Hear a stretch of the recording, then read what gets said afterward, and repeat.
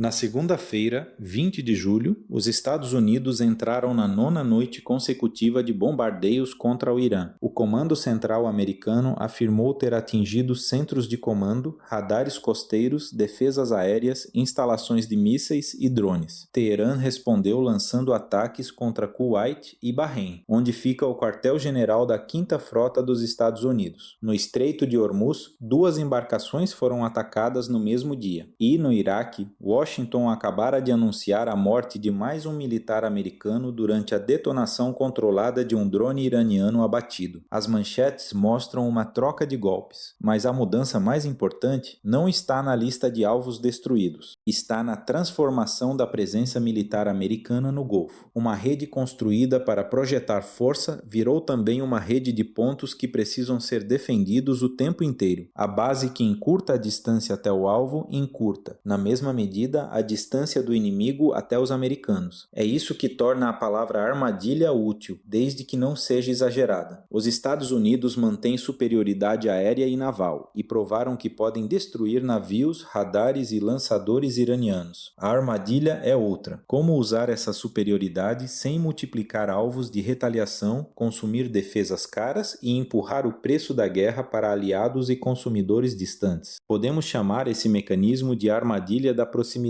Ela tem 3 elos. O primeiro é a geografia das bases. O segundo é a economia da saturação, na qual drones relativamente baratos obrigam o defensor a gastar interceptadores muito mais caros. O terceiro é Hormuz, um corredor marítimo tão estreito e importante que a supremacia militar não garante passagem comercial segura. Comecemos pela geografia. A Udeid, no Catar, abriga o Centro de Operações Aéreas Combinado e estruturas avançadas do Comando Central. O Bahrein hospeda a 5ª Frota. O Kuwait reúne grandes instalações logísticas e aéreas. Há ainda forças americanas nos Emirados Árabes Unidos, na Jordânia, no Iraque e em outros pontos da região. Essa dispersão oferece pistas, portos, combustível, inteligência e tempo de resposta. É uma vantagem extraordinária. Só que quase toda essa arquitetura está ao alcance das armas iranianas. Segundo o Serviço de Pesquisa do Congresso dos Estados Unidos, o Irã desenvolveu mísseis balísticos de curto e médio alcance, além de mísseis de cruzeiro e drones capazes de atingir toda a região. O alcance estimado de seus maiores mísseis balísticos chega a aproximadamente 2.000 quilômetros. Basta ameaçar os centros que permitem aos Estados Unidos operar perto do Irã. Essa vulnerabilidade deixou de ser hipótese. Desde o início da guerra, em 28 de fevereiro, Teherã lançou milhares de mísseis e drones contra países do Golfo. Um relatório do Congresso americano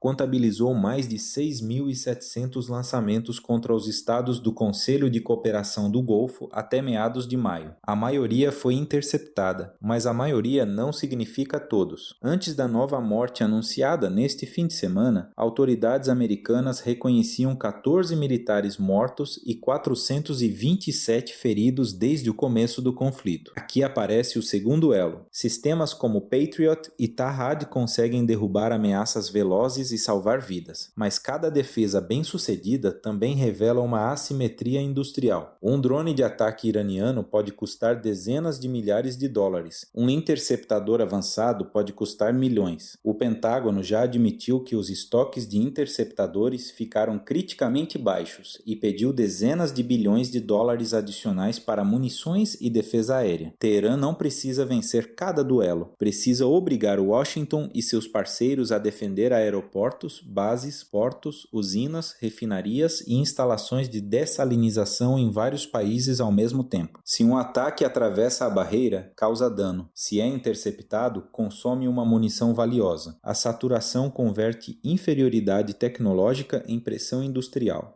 Há também uma conta política. Catar, Bahrein, Kuwait, Emirados e Arábia Saudita cooperam com Washington porque dependem do guarda-chuva de segurança americano. Mas quando o território desses países vira alvo por hospedar forças dos Estados Unidos, a proteção passa a trazer risco junto com ela. Os governos do Golfo precisam apoiar a defesa comum, acalmar suas populações, preservar aeroportos e exportações e, ao mesmo tempo, manter alguma porta diplomática aberta com Teherã. Teherã. A base americana vira escudo e para-raios. O terceiro elo é o mais global. Antes da guerra, cerca de 1/5 do consumo mundial de petróleo e mais de 1/5 do comércio de gás natural liquefeito atravessavam Hormuz. Segundo a Administração de Informação de Energia dos Estados Unidos, o fluxo de petróleo pelo estreito era de quase 21 milhões de barris por dia no primeiro semestre do ano passado. A Arábia Saudita e os Emirados têm oleodutos que contornam a passagem, mas a capacidade conjunta estimada desses caminhos alternativos era de apenas 4 milhões e 700 mil barris por dia. Essa diferença explica por que bombardear lançadores não reabre automaticamente o estreito. Navios mercantes dependem de seguradoras, tripulações e armadores dispostos a aceitar o risco. Minas, pequenas embarcações, radares costeiros, drones ocultos e mísseis móveis podem interromper o tráfego sem que o Irã controle o mar de maneira convencional. Para escoltar cada navio, limpar rotas e vigiar uma costa extensa, os Estados Unidos precisam de presença contínua. Destruir é rápido, garantir segurança comercial todos os dias é uma missão muito maior. Os preços registraram essa diferença.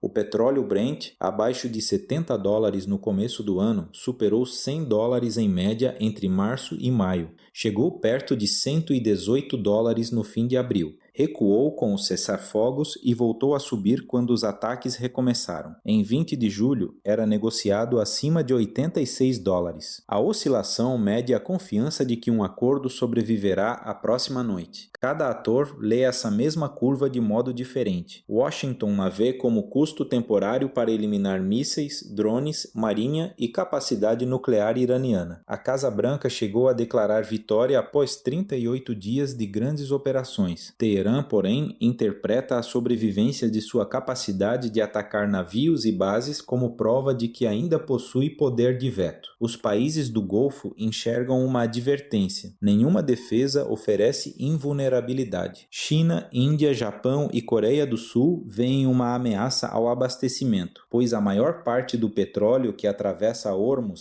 segue para a Ásia. E o Brasil, à primeira vista, parece protegido. O país produz mais petróleo do que consome, exporta grandes volumes de óleo cru e dispõe de uma frota flex capaz de usar etanol. O Banco Central calculou que a alta do petróleo tende a melhorar a balança comercial brasileira. Em tese, se os preços elevados fossem mantidos, o ganho com exportações poderia superar o custo das importações. Mas essa é apenas metade da conta. O Brasil ainda importa derivados, sobretudo diesel, que respondeu por mais de 60% do valor importado de derivados no ano passado. O próprio Banco Central observou que, depois do início da guerra, o preço do diesel importado subiu mais do que o preço recebido pelo petróleo exportado. Isso atinge caminhões, frete, alimentos, aviação e inflação. Entre março e maio, o Brent ficou, em média, cerca de 50% acima da média do ano anterior. O governo brasileiro reagiu com subsídios a diesel, gasolina e gás de cozinha, redução de tributos e crédito para companhias aéreas. No fim de junho, com o petróleo recuando após o memorando entre Washington e Teherã, Brasília começou a retirar parte desses auxílios. Agora a nova escalada mostra o risco. Uma decisão tomada no Golfo pode reabrir no Brasil a discussão sobre preço na bomba, gasto público e juros.